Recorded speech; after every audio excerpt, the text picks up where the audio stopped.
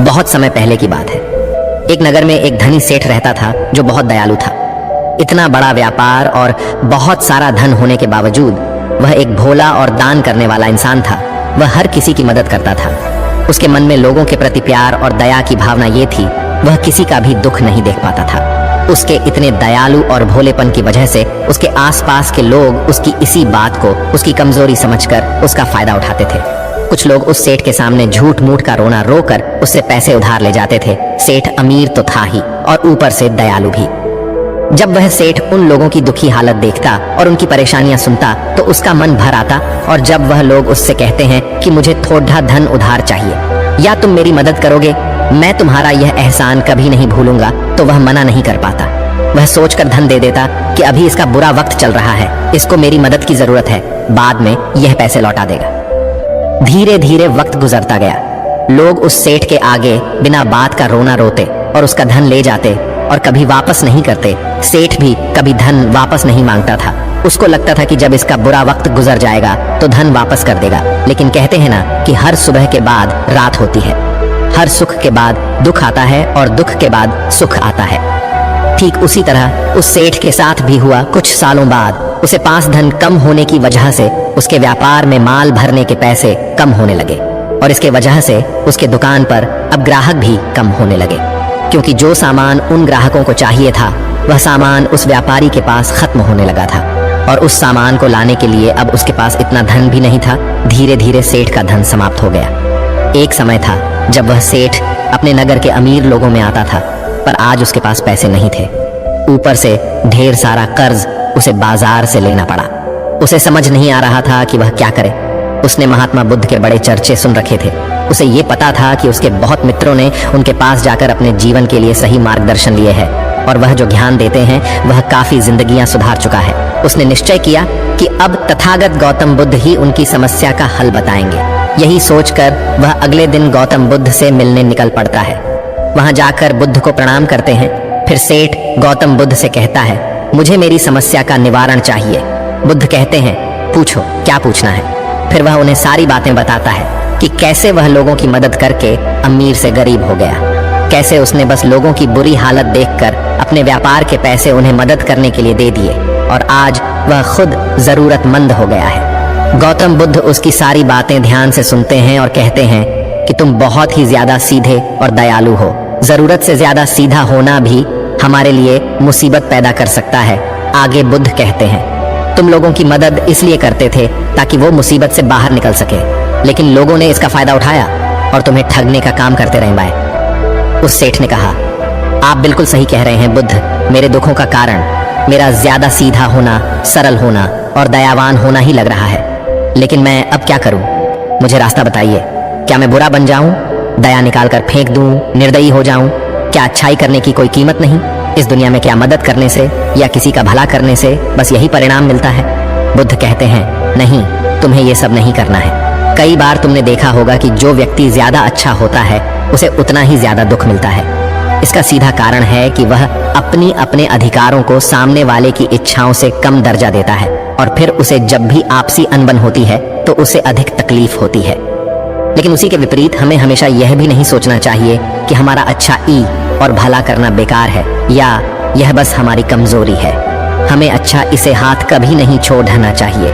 हमें बस यह सीखना है कि कभी कभी हमें भी अपनी बात रखने का अधिकार है और हमें अपने अधिकारों की रक्षा करनी चाहिए। इसलिए हमें अच्छे इंसान बने रहने के साथ साथ अपने अधिकारों की रक्षा करना भी सीखना होगा। अगर हमें गलत तरीके से नुकसान हो रहा है, कोई हमारा गलत फायदा उठा रहा है, तो हमें उसका सामना करने के लिए सही तरीके से खड़े होना जरूरी है। यही एक सच्चे और अच्छे इंसान की पहचान और शख्सियत होती है। वह आदमी कहता है, बुद्ध, मुझे थोड़ा थोड़ा समझ आ रहा है, लेकिन अभी भी मैं पूरी तरह नहीं समझा। इस पर बुद्ध कहते हैं, चलो मैं तुम्हें एक कहानी सुनाता हूँ, उसके बाद तुम्हें समझ आ जाएगा कि तुम्हें क्या करना है और क्या नहीं करना है। बहुत समय पहले की बात है। एक जंगल में एक भेड़ रहती थी। उस भेड़ ने एक को जन्म दिया। वह मेमना बहुत ही सुंदर था। उसके शरीर पर बहुत ही चमकदार घने बाल थे। वह बहुत ही सुंदर लगता था। भेड़ भी अपने से बहुत प्रेम करती थी और उसका बहुत अच्छे से देखभाल भी करती थी। भेड़ अपने बेटे को अच्छी अच्छी बातें सिखाती, उसे अच्छे संस्कार देती उस भेड़ की इच्छा थी कि उसका बेटा बड़ा होकर खूब नाम रोशन करे। लेकिन भेड़ के ज्यादा लाड़ प्यार के कारण मेमना बिगड़ता जा रहा था। उसकी माँ उसे अच्छी शिक्षा देती थी, उसे अच्छे से रखती थी, दिन रात उसका पूरा ख्याल रखती थी। लेकिन मेमना दिन प्रतिदिन शैतान और जिद्दी होता चला गया। वह अपनी माँ की किसी भी बात को ध्यान से नहीं सुनता और ना ही किसी बात पर ध्यान देता।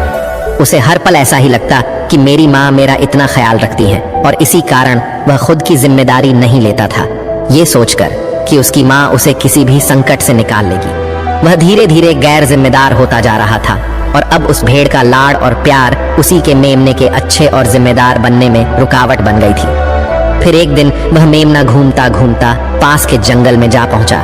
वह मेमना पहली बार जंगल में गया था, उससे पहले बार जंगल में जाने का मौका मिला था। वह जंगल की सुंदरता को देखकर चकित रह गया। उसने कभी इतनी सुंदर चीज नहीं देखी थी। इतनी सुंदर पौधे, रंग बिरंगे फूलों को देखकर बहुत ही प्रशंसा हुई। उसे ये सब देखकर बहुत अच्छा लगा। फिर उसने झांकियों के कुछ पत्तियां खाई। जैसे ही उसने पेट भरने के लिए पेड़ों की पत्तियां खाई, उसको वह पत्तियां बहुत ही स्वादिष्ट लगी। अब तो वह मेमना रोज जंगल में जाने लगा और वहां जाकर पेड़ पौधों को नुकसान पहुंचा रहा था। उसने उनकी पत्तियां तोड़ी, उनके फूलों को नोचा, फूलों को खाया और कुछ को तोड़कर जमीन पर डाल दिया।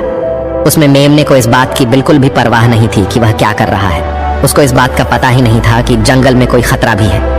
वो तो मस्त मौला होकर जंगल में उछल कूद कर रहा था और पौधों को खूब से नुकसान पहुंचा रहा था। लेकिन जब उस मेमने की माँ को यानी उस भेड़ को इस बारे में पता चला कि मेमना हर रोज जंगल जाता है, तो वह घबरा गई और मेमने को अपने पास बुलाकर समझाने लगी कि तुम जंगल में मत जाओ, वहां पर बहुत सारे को जानवर है, तुम्हारे ऊपर हमला कर देंगे, तुम्हें खा जाएंगे। लेकिन माँ की बात का उस पर कोई असर नहीं हुआ, बल्कि वह मेमना अपने माता से कहने लगा कि माँ जो भी मेरे सामने आएगा वह मुझसे जमकर मार खाएगा, फिर वह बहुत पछताएगा।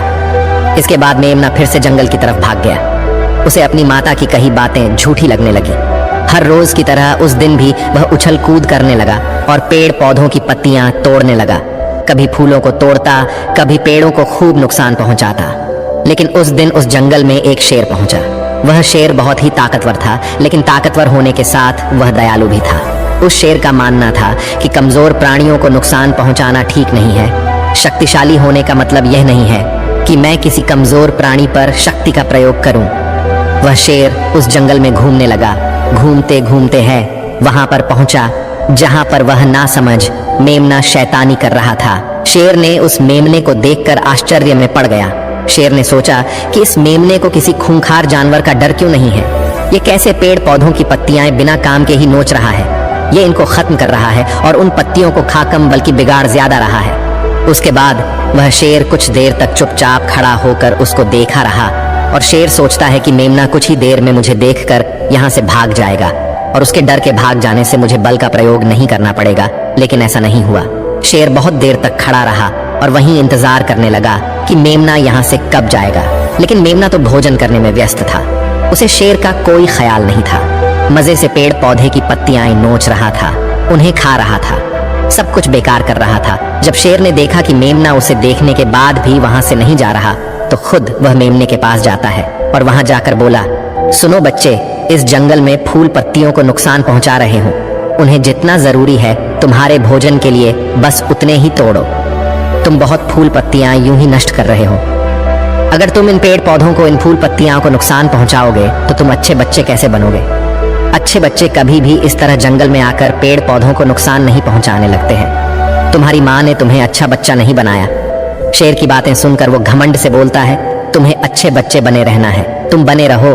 मैं तो जैसा हूँ वैसा ही ठीक हूँ, मैं वैसे ही रहूंगा जैसे मुझे रहना है। शेर हैरान हो जाता है, लेकिन फिर शेर उसे मेमने को बच्चा समझकर माफ कर देता है, क्योंकि शेर नहीं चाहता था उसे बच्चे पर हमला करना पड़े। तुम खतरनाक तो कहीं से नजर नहीं आते, चले जाओ यहाँ से। बड़े आए खतरनाक, तुम मेरा दिमाग ज्यादा खराब मत करो। चले जाओ यहाँ से, अपना रास्ता नाप लो और मुझे इन फूल पत्तियों को खाने दो। ये कहकर वह घमंडी मेमना पत्तियां खाता हुआ आगे चला गया और शेर उसे बस हैरानी से देखता रह गया। तभी वहां पास में ही झांकियों के पीछे एक लोमड़ी छुपी हुई थी। वह लोमड़ी शेर और मेमने की सारी बातें सुन रही थी। उस लोमड़ी को शेर राजा की इस तरह बेइज्जती बर्दाश्त नहीं हुई, तो वहां से झाड़ियों से निकलकर शेर के पास आ पहुंची और शेर के पास आकर बोली, क्षमा कीजिएगा महाराज, आप तो इस जंगल के महाराज हैं, इतने बलशाली हैं, आप चाहें तो इसमें को 2 मिनट में मजा चखा सकते हैं और उसे आपका अपमान करने से रोक सकते थे, फिर आपने कुछ भी क्यों नहीं किया? इस पर शेर ने कहा, मैंने उस बच्चे का भला सोचा, मुझे ऐसे ही किसी बच्चे को अपनी ताकत का शिकार नहीं बनाना था। ये सब सुनकर लोमड़ी बोली, महाराज, लेकिन आपके इतने सीधेपन और दयावान होने के कारण ही उस मेमने की हिम्मत बढ़ ही गई है। वह आपके सीधेपन का गलत फायदा उठा रहा है और जंगल में इधर उधर घूम रहा है और पेड़ पौधों को नुकसान पहुंचा रहा है। मुझे पता है कि कमजोर प्राणी पर हमला नहीं करना चाहिए, यह बहुत बुरी बात है, और यह भी दया करना एक अच्छा गुण है, लेकिन शासन में कभी कभी भय दिखाना भी जरूरी है। आपकी यह बात सही है कि प्रजा के साथ दयालुता का व्यवहार करना चाहिए, लेकिन इसके साथ साथ यह भी जरूरी है कि उनके मन में राजा के प्रति डर भी हो, ताकि वह इस तरह के अपराध ना करे, कोई मर्यादा ना तोड़े।